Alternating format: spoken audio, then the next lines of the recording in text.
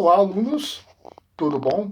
Então, nós vamos fazer uma gravação aqui a respeito da aula do CEPREP que eu dei na semana passada, tá? Mais precisamente, deixa eu dar uma olhadinha aqui, foi no dia 6, tá? E eu não estou disponibilizando para vocês a gravação do dia porque deu uma série de problemas com o meu computador aqui, né, em termos de passar as imagens, né, do compartilhamento. Então eu preferi fazer uma gravação de revisão para vocês, já que vocês têm os slides também, tá? Então não há uma necessidade de eu até ficar aqui passando os slides para vocês, porque vocês têm esse material, tá bem?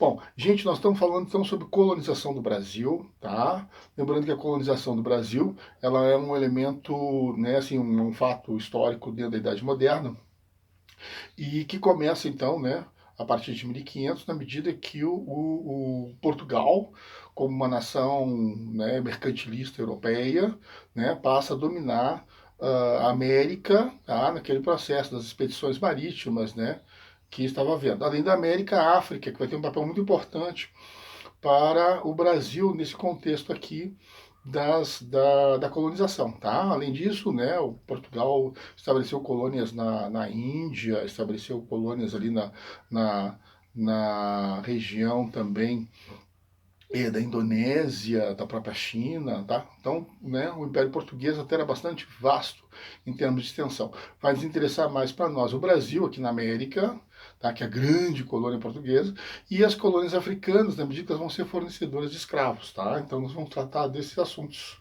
tá bom? Tá? Bom, a colonização do Brasil, ela não começa inicialmente junto com não começa exatamente com a descoberta, né?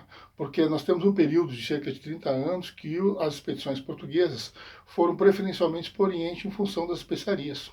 Então, só a partir de 1530 começa efetivamente a colonização do Brasil. No entanto, durante esses primeiros 30 anos, nós tivemos atividades econômicas aqui, como a exploração do pau-brasil, por exemplo. Tá? Então, esses primeiros 30 anos a gente considera como um período chamado pré-colonial. Tá bem? Foi um período que se mandou para cá as expedições exploradoras, as expedições guarda-costas, né, para proteger contra possíveis contrabando da madeira de pau-brasil, possíveis invasões, e finalmente as expedições colonizadoras, né, sendo que a primeira expedição colonizadora, então, a de Martim Afonso de Souza, começa efetivamente a colonização do Brasil. Tá? Então, nós tivemos que, a partir de 1530, a colonização se efetiva. A colonização se efetiva é muito importante lembrar em função do açúcar, que é uma grande especiaria que antes era trazida da Índia. Tá? O pau-brasil não efetivava a colonização porque o pau-brasil podia ser extraído através daquelas trocas com os índios que a gente chama de escambo. Tá? Os portugueses já tinham feito experiências de plantio de cana-de-açúcar nas chamadas Ilhas do Atlântico, e a partir da expedição de Martim Afonso de Souza, essa experiência então é implantada no Brasil com muito sucesso. Tá bem? Para isso, o governo português criou o chamado sistema de capitanias hereditárias, que lembra um pouco o feudalismo. Tá? O Brasil foi dividido em 15 grandes lotes de terra, entregue cada um deles a donatários. Tá? Teve donatários que ficou até com mais de um lote. Tá? Por isso que a gente tem aquela discrepância, né? 15 capitanias e 12 donatários. Tá? Então tem essa questão. Tá?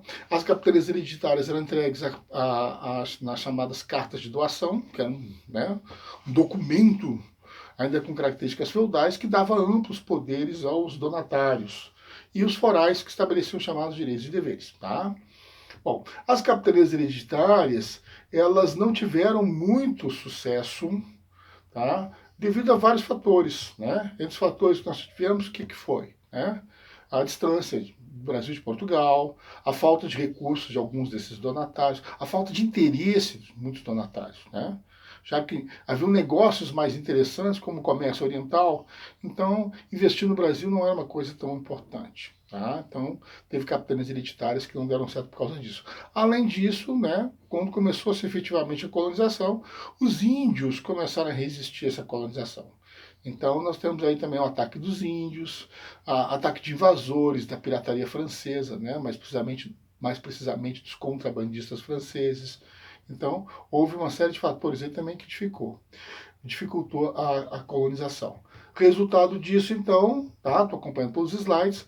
O governo português, então, cria o chamado governo geral, tá?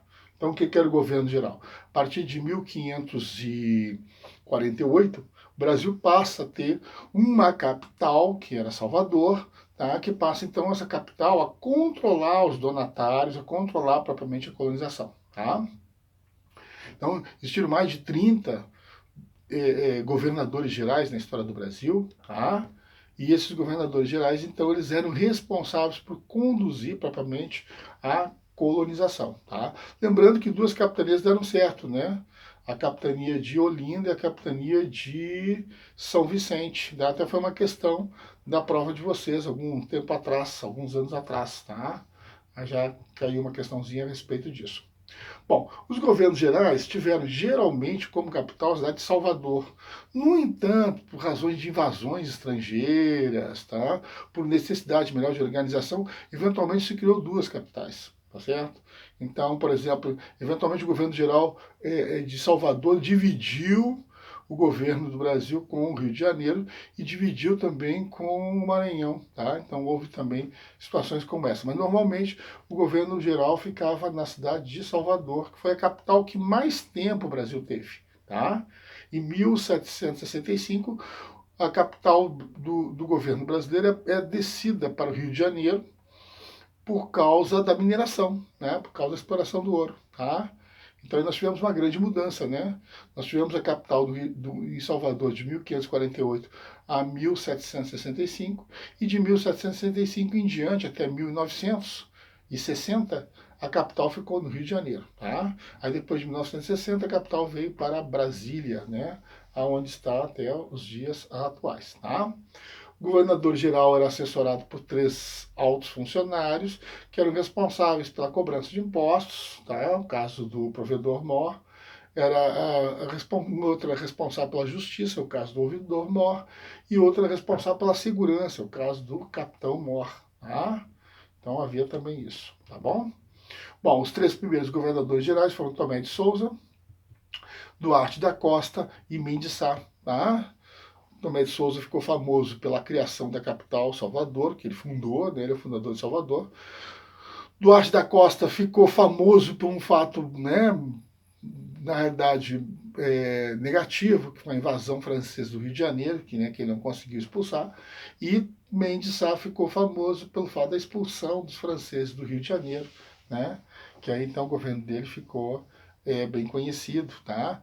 Através de um sobrinho que ele tinha, que atuava no Brasil, chamado Estácio de Sá, né, que justamente fundou a cidade do Rio de Janeiro e expulsa os franceses da região, tá? A cidade do Rio de Janeiro foi fundada como uma fortificação portuguesa para a luta da expulsão dos franceses, tá bom? Mas isso a gente vai ver até mais adiante, tá? Bom, com a criação do governo geral, então se criou o organograma administrativo que nós temos aqui, tá? Tá lá nos slides, tá bom? Então em Portugal ficava o rei, abaixo do rei um órgão ministerial chamado Conselho Tramarino, e aí na colônia ficava o governador geral, tá? Em Salvador em geral, né? Tá? Depois para o Rio de Janeiro, e abaixo do governador geral os chamados donatários, tá? Que cuidavam das capitanias hereditárias, tá? Com o tempo, essas capitanias hereditárias foram transformadas em capitanias da coroa, em vez de ser um donatário que tinha autonomia, que era quase um senhor feudal no Brasil, tá? O poder passou a um funcionário português, tá certo? Chamado capitão.